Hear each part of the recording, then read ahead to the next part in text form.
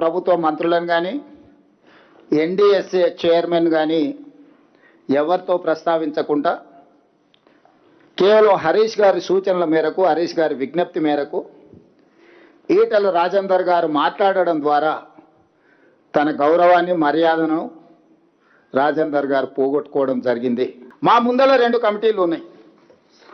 ఒక కమిటీ నిపుణుల కమిటీ గిది, దీనికి ఎన్డీఎస్ఏ నేతృత్వం వహిస్తుంది. రెండో కమిటీ కిలాడీల కమిటీ ఉంది, దానికి కేసీఆర్ గారు నేతృత్వం వహిస్తున్నారు.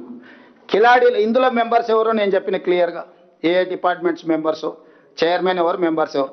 కిలాడీల కమిటీలో కేసీఆర్ గారు చైర్మన్, హరీష్, కేటీఆర్, రాజేందర్ మెంబర్స్.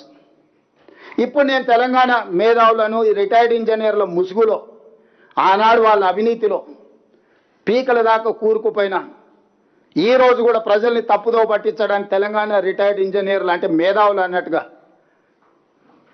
మేము చేసిన తప్పే వాళ్ళని తీసి బొక్కలేయకపోవడం. ఎందుకంటే దోపిడీలో వాళ్ళు కూడా భాగస్వాములు. ఇట్లాంటి తప్పుడు పనులు కేసీఆర్తో చేయించి కాంట్రాక్టర్ల దగ్గర కోట్ల రూపాయలు కొల్లగొట్టారు. ఈరోజు రిటైర్డ్ ఇంజనీర్ ముసుగులు వచ్చి బేకూఫ్ సలహాలు చెప్తున్నాయన.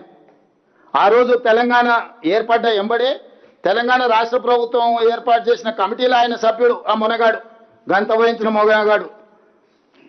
21/1/2017 నాడు రిటైర్డ్ సీనియర్ ఇంజనీర్ల కమిటీతో జీవో నెంబర్ 28 ఇచ్చారు. అందులో retired CE Anantaramulu, retired CE Venkataramanarao గారు, రిటైర్డ్ సిఈ చంద్రమౌళి గారు, రిటైర్డ్ సిఈ దామోదర్ రెడ్డి గారు, రిటైర్డ్ ఈ శ్యామ్ ప్రసాద్ రెడ్డితో కమిటీ ఏర్పాటు చేశారు. ఆ కమిటీ ఏం రిపోర్ట్ ఇచ్చింది? మేడిగడ్డ వద్ద బ్యారేజీ నిర్మాణం మంచిది కాదు, ఆర్థికంగా భారమే కాకుండా దీన్ని ఇక్కడ కడితే చాలా నష్టం జరుగుద్ది. మీరు ఒకవేళ తుమ్మిడియేటి నుంచి తరలించాలంటే ప్రాణహిత నదిపై వేమనపల్లి వద్ద బ్యారేజ్ నిర్మించాలని చెప్పింది కూడా వీళ్ళే. మీరే స్వయంగా ఇక్కడ కట్టుడు తప్పు, కాస్ట్ పెరుగుద్ది, అన్ని సలహాలు ఇచ్చి ఆ శ్యామ్ ప్రసాద్ రెడ్డి గారు నిన్న మొన్న బయటకు వచ్చి సన్నాయి నొక్కులు నొక్కుతుండు. ఎందుకంటే చెర్లపల్లి జైలుకు పంపలే కదా, చెర్లపల్లి జైలుకు పంపిస్తే తెలిసి ఉండేది అప్పుడు చేసిన తప్పులేందో, వాళ్ళ బాసులు చేసిన అప్పులేందో. ఇవాళ ఇట్లాంటి దుర్మార్గులను ముందల పెట్టుకొని ముసుగు తొడుక్కొని ఈ కిలాడి కమిటీ మా మీద ఒత్తిడి తెచ్చి ప్రజల ముందల మమ్మల్ని దోషులుగా నిలబెట్టాలనే ప్రయత్నం చేస్తుండ్రు. సరే, పాత పాపం కొంతనే గడుకుందామనేవాళ్ళు మరి రాజేందర్ గారు ప్రయత్నం చేస్తున్నారో తెలియదు. ఎందుకంటే ఆనాడు వారి భాగస్వామ్యం ఉందని ఘోష్ కమిషనే వారిని పిలిచింది, విచారించింది, ఇవన్నీ చేసి. దాని కింద నేను 2 అంశాలను నేను ఈరోజు ప్రస్తావించదలుచుకున్నా. ఒకటి, రాష్ట్ర ప్రభుత్వం ముందలు ఉన్నది 2 కమిటీలు, ఒకటి ఎన్డీఎస్ఏ కమిటీ, 2 కిలాడి కమిటీ. ఈ రాష్ట్ర ప్రభుత్వం ఎన్డీఎస్ఏ కమిటీ సూచనల్ని తూచా తప్పకుండా పాటించాలని నిర్ణయం తీసుకున్నది. దీంట్లో రెండో వాదనకి తావు లేదు.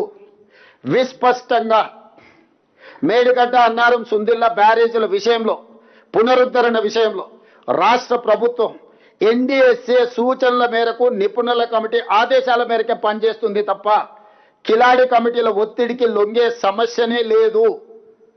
ప్రొవైడెడ్ ఈటెల రాజేందర్ గారు నేతృత్వం వహించి ఈ కిలాడీల కమిటీని తీసుకెళ్లి ఎన్డీఎస్ఏ చైర్మన్ని జలశక్తి మినిస్టర్తో కలిసి ఈ అర్థాంతరంగా అత్యవసరంగా నీళ్లు ఎత్తిపోయడానికి ఎన్డీఎస్ఏ కమిటీ నుంచి అందుకే ఈటెల రాజేందర్ గారు చెప్తున్న నిష్ఠ నువ్వు ఎవరితోననుడు, పెద్దలు వెనకటి చెప్పారు, మంచోని 10 ఇచ్చి తెచ్చుకోవాలి, దుర్మార్గులను 10 ఇచ్చి వదిలించుకోవాలని.